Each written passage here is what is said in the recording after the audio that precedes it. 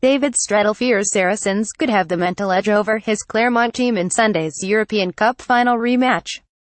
The England wing returns to his former club with a side which has rather lost its way in the top 14 since being crowned French champions in June.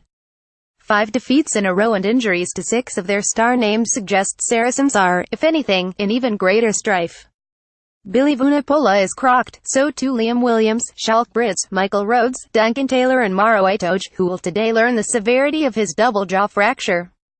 But Strettle's experience is that English players are better at shutting out the past and focusing on the next task than their Gallic counterparts. And that spells danger for Clermont, whose Euro fate rests on back-to-back games between Pool 2's 2 unbeaten teams on the next 2 weekends. The French are a lot more emotional than the English, he said. It's a lot easier for the English boys to separate the emotion and see it as a job to be done. You've got to learn from what's happened, what you have experienced, and try and improve every year. That's what Saracens have done very well. Strettle points to how his club has responded to winning the French title. We've not been good enough, he said. There's been times in games when we've taken our foot off the gas and we've let teams back in or possibly not respected the opposition enough. Whether there's been a bit of a hangover I don't know, but when you carry the tag of champions of France, teams want to beat you that bit more. Emotionally it is an extra step up, and that has probably caught a few of the boys by surprise. Strettle admits he was taken aback by the response to Clermont winning the French title for only the second time.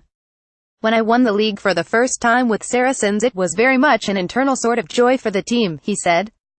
You had some die-hard Saracens fans, but I could have gone round Barnet knocking on doors saying that Saracens had won the league and they'd have been like, oh yeah? In Clermont it is the lifeblood of the city. We got back from the final and there were 60,000 in the main square. Every car had yellow and blue ribbons and stickers. All the kids and grandmas were wearing the shirt. It is something I'll never forget, and you suddenly realize the happiness success brings, which is perhaps why teams that win the top 14 have a bit of a lull the following year. It is the emotional effect on the team and on the whole town. Cambridge captain Charlie Amesbury scored the try that capped a light blues varsity double at Twickenham. The former Harlequins, Newcastle, Sale and Bristol Flyer crossed to seal a 2010 victory for the men after Cambridge had beaten Oxford 240 to win the women's match.